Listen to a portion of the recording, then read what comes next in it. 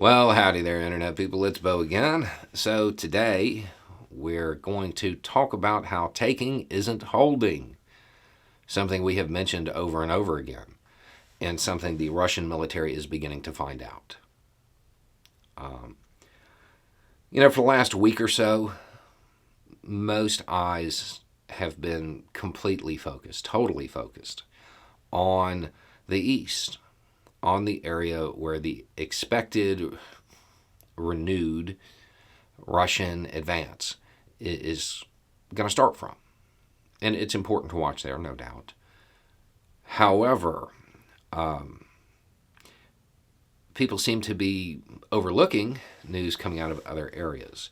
Some interesting news came out of Melitopol today. It was reported that over the last 3 weeks, Russia has lost more than 70 troops to Ukrainian resistance in the town. This is a town that Russia, quote, controls. 70 troops. 70 troops in 3 weeks, that's possible. That's doable. But numbers like this tend to be inflated. So let's cut it in half. Okay? Just cut it in half. 35. 10 a week. Russia can't do that. That's not tenable. That isn't tenable. So, what is the Ukrainian resistance doing right now? More than likely, this is either one very well-organized group or a bunch of semi-organized groups operating independently. They probably have people who are just doing surveillance, who never touch a weapon of any kind. They're just figuring out where the patrols are going to be. And then they have the other crew that shows up and does the work. They're doing this at night when the Russians are out doing their little patrolling activities to assert their authority. This undermines their authority greatly. It's worth noting that while I can't find this in any of the reporting, I'm certain that it's occurring. This resistance group, or these resistance groups, are better armed now. Because every one that they send home, they're keeping some of that equipment. It's worth noting, a lot of people are pointing to the fact that some of them were sent home via knife. I wouldn't make too much of that. There are some people who are suggesting that means that they are underarmed. They're doing them at night. It could just be quieter that way. This is the type of low-level harassment that breaks militaries. It's also the kind that's really hard to stop. So, that's what the Ukrainian resistance is doing. That's how they're achieving success. What can Russia do to counter it? First, they have to acknowledge what's happening, which by now they probably have. Then they have to figure out a way to stop the losses, because that's what matters at this point. They can't sustain those losses. If they do, they will lose the city.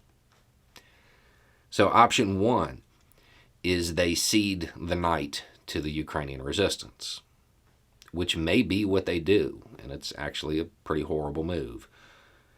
If that occurs, yes, they will no longer lose people who are out on foot patrols. Fact. However, every time they leave, they have to look as they drive through in the daytime. Was that box there by the side of the road yesterday?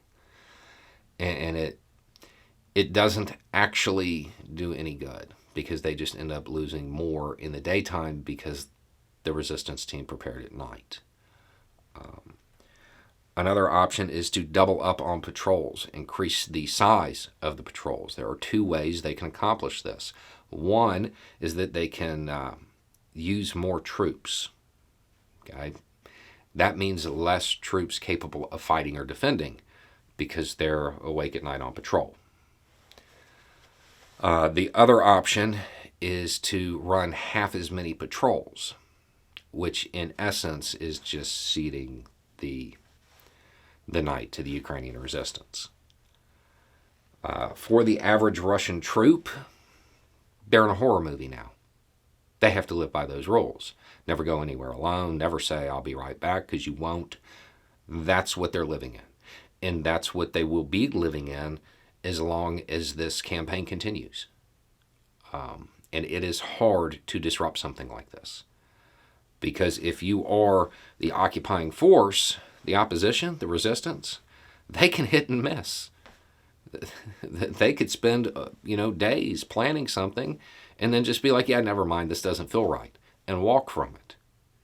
If you're the occupation, you can't ever miss, because every time you do, you lose somebody. These losses aren't something that the Russian military can sustain. If this goes on while the reservists are being retrained, they have to send a whole company of the reservists there just to fill in for the people they've lost. And that's not going to stop the problem. These types of campaigns are likely happening, I don't want to say everywhere, but in a lot of locations behind Russian lines. They're occurring. And they will have a marked effect. It creates paranoia in the troops. It demoralizes them. They lose material. They lose personnel. They can't maintain the fight. It's hard to take the offensive. It's hard to regain the initiative if you're being hit from behind. And this has been the thing since the very beginning when we were talking about troop numbers.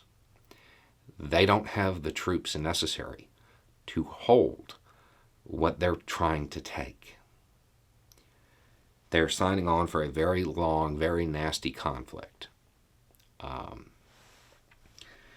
So while we still need to watch what's going on in the East, we need to try to pay attention to this stuff as well, because this stuff could become crucial if Russian command doesn't send replacements to them, which I think is really likely, because Russian command has kind of promised everything is going to go into this new offensive.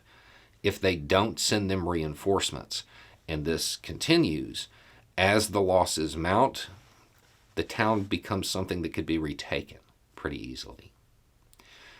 These types of resistance operations, as small as they may seem, as minor as they may appear, as often as they're overlooked, they change the course of wars.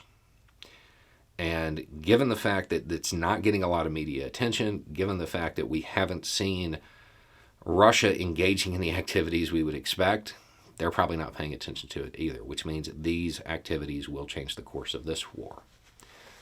Now, Russia being the less than professional military it has shown itself to be, they at some point will probably attempt to engage in an activity against civilians to discourage the resistance groups. Historically speaking, that literally never works. It never does what it's supposed to. It almost always strengthens the resistance group. It creates additional groups that are out there operating independently, making it even harder for occupation forces.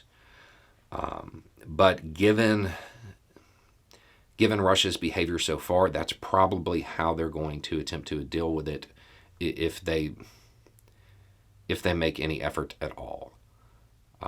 That's probably how they'll try to engage in a counter campaign against this. And undoubtedly it will fail. It doesn't work. It's never worked. Going after civilians as punishment never works.